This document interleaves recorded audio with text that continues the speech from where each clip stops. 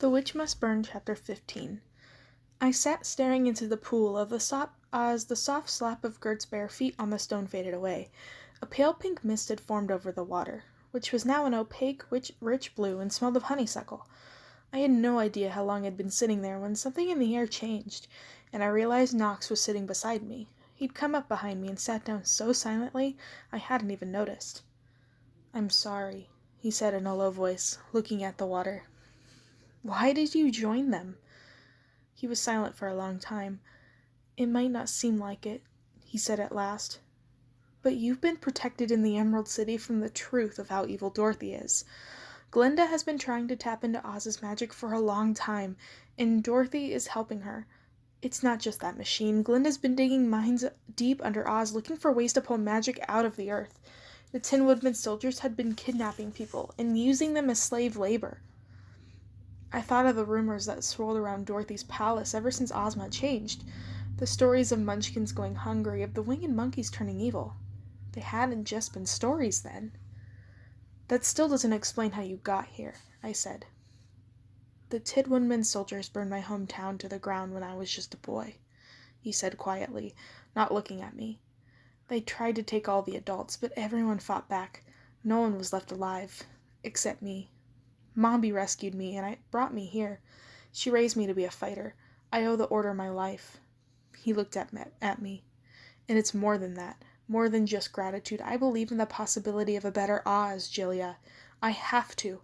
I won't let Glinda and Dorothy keep destroying our country, and if I can average my parents' deaths, well, so much the better."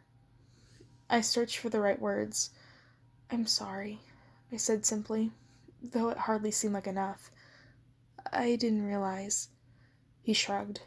"You didn't know. You have to decide, Jillia. Will you help us?"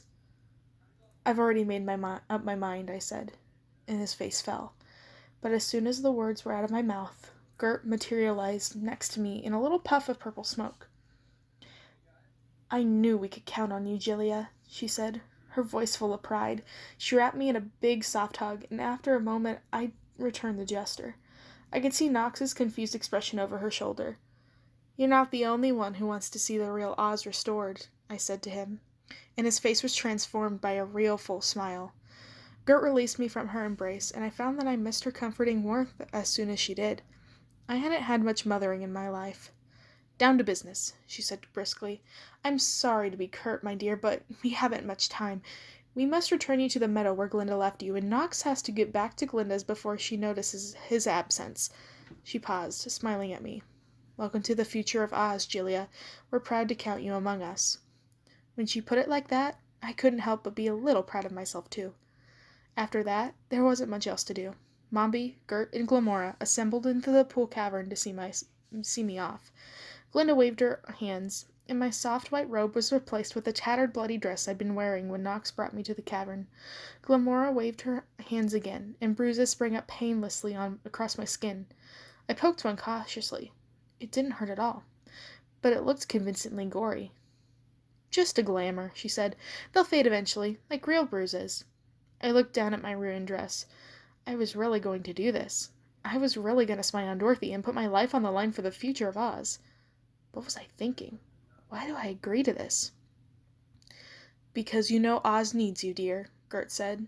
I faced her and opened my mouth, ready to tell her I knew no such thing, but the words didn't come.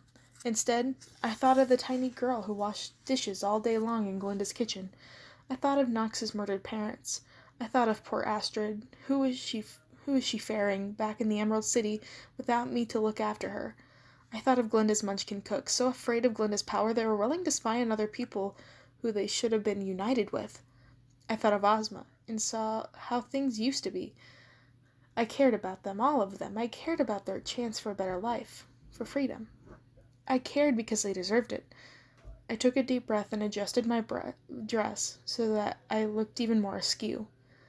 "Let's get this over with," I said. Gert smiled. "You're very brave, dear," she said. "Very, very brave." Hopefully I wasn't about to be very, very dead. Gert took my hand and put it in Knox's. His grip was cool and reassuring. Gert took his free hand and Mombi took mine.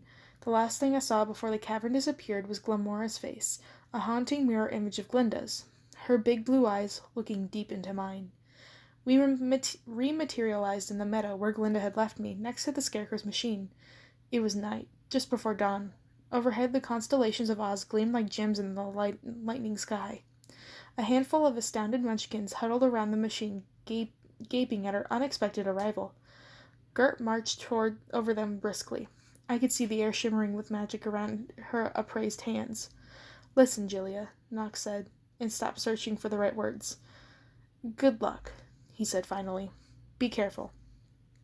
"You too," I said. He nodded again, and then, to my surprise, he gave me a brief, fierce hug.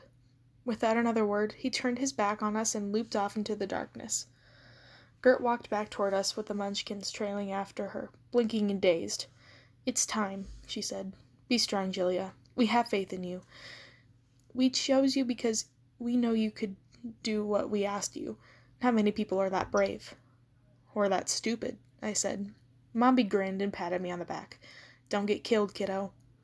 Gert turned toward the munchkins. "You remember nothing," she said gently, and they nodded as one with their mouths open. She smiled at me. "Goodbye, dear, and good luck." The witches' outlines wavered, and I watched as they shimmered and then disappeared with a pop, like a bubble bursting. That was it. I was on my own. The munchkins were looking around them as though they'd just woken up from a dream. One of them caught sight of me and stood up a little straighter. "You're alive," he said slowly. "We're to take you back to Dorothy, if you're alive, to the Emerald City." I took a deep breath. "What are we waiting for, then?" I said. "It's time to go home."